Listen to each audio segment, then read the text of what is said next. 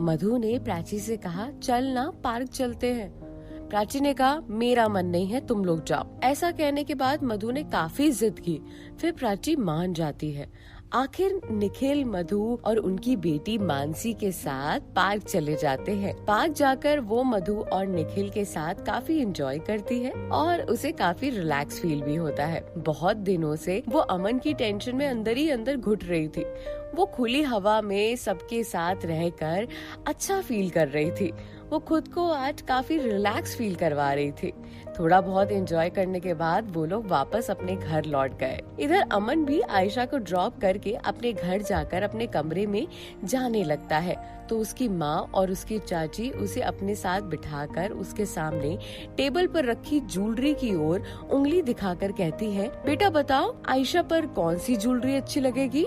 कहने को तो हम सारी ले लें, पर हम चाहते हैं कि आयशा की पसंद की ही ज्वेलरी ले। तुझे तो पता ही होगा कि उसकी पसंद नापसंद के बारे में, तो उसके साथ जो रहता है। तो बताओ ना, इनमें से हम कौन सी ज्वेलरी ले?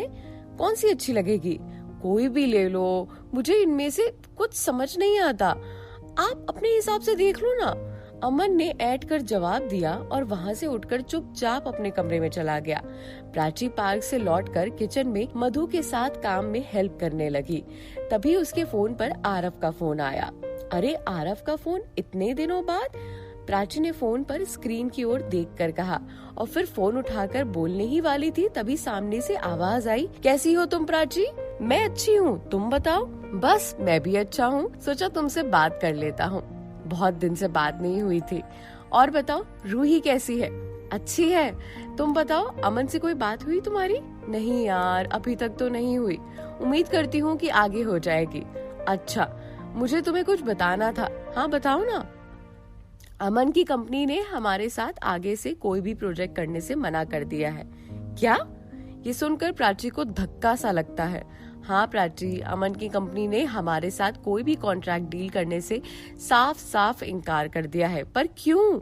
ये तो पता नहीं क्यों, कैसे। बस मेरे पास उसके मैनेजर हसरत का फोन आया था, वो कह रहा था कि उनकी कंपनी हमारे साथ कोई भी डील नहीं करेगी।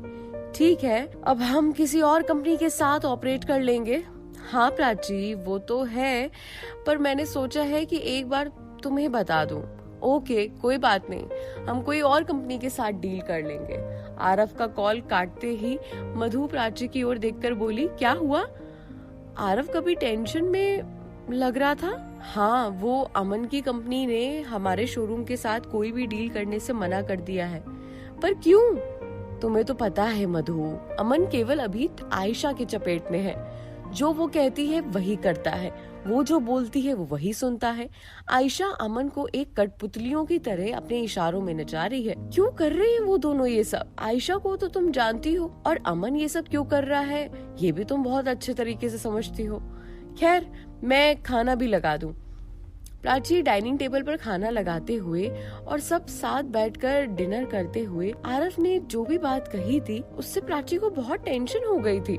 मधु के सामने तो उसने अपनी टेंशन जायज नहीं होने दी ताकि उसे टेंशन ना हो, पर वो जानती थी कि ये डीलिंग ना होने की वजह से उसके शोरूम को काफी लॉस हो सकता है। पर वो कर भी क्या सकती थी? उसके पास एक ही चारा था और वो था अमन से बात करना। लेकिन अमन उससे मिलना ही नहीं चाहता था, या फिर शायद किस्मत उन्हें मिलाना ही नहीं चाहती थी। प्राची अभी अपने कमरे में बैठी ये सोच रही थी, तभी निखिल ने उसे टोकते हुए कहा, तुम्हारे पास अमन का फोन आया था क्या? नहीं तो क्यों, क्या हुआ? प्राची ने चौंक कर जवाब दिया, नहीं कुछ नहीं, बताओ ना क्या हुआ। अरे मेरे पास उसका फोन आया था, परसों उसकी सगाई है तो उसने हम सबको इनवाइट किया है। क्या?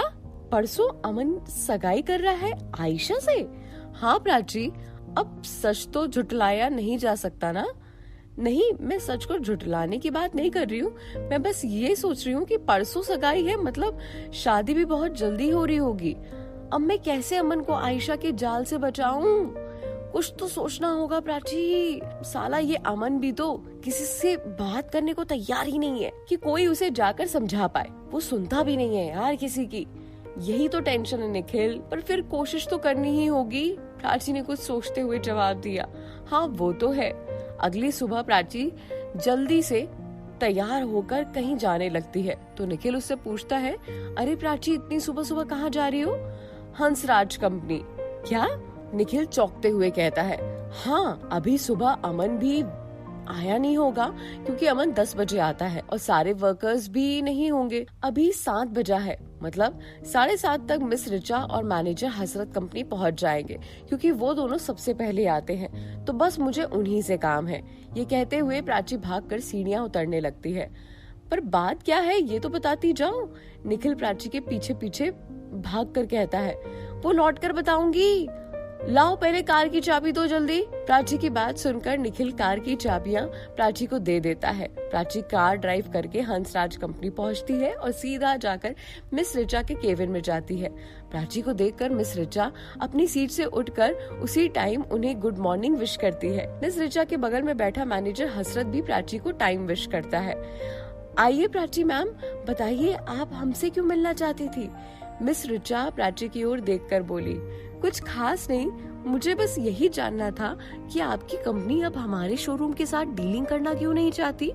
I mean, इससे आप लोगों को भी तो बहुत बड़ा लॉस होगा ना। वो तो है, पर अब जब अमन सर का ऑर्डर है तो हम भी क्या कर सकते हैं? मैनेजर हसरत प्राची की बात का जवाब देते हुए बोले, पर क्यों? हमारे अमन सर हमारे साथ डीलिंग करना क्यों नहीं चाहते?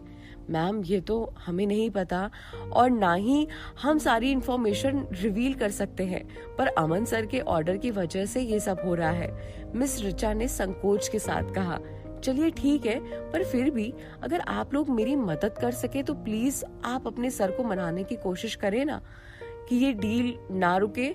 मैम, हम पूरी कोशिश करेंगे। मैनेजर हसरत और मिस रिचा ने साथ साथ जवाब दिया। अब आगे क्या होता है? क्या ये दोनों सच में कोशिश करेंगे? अब प्राची कंपनी गई है तो कहीं वो किसी से टकराए ना। सारी बातें आपको पता चलेंगी अगले एपिसोड में। मिस मत कीजिएगा और कमेंट बॉक्स में कमेंट भी कीजिएगा।